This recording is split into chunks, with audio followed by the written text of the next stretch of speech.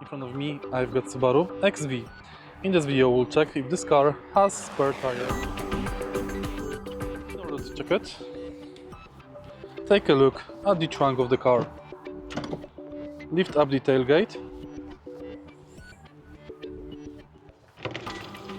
Fold curtain. And now lift the trunk floor.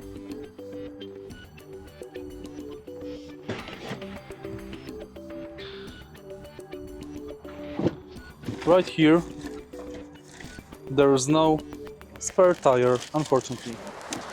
We can only find this tool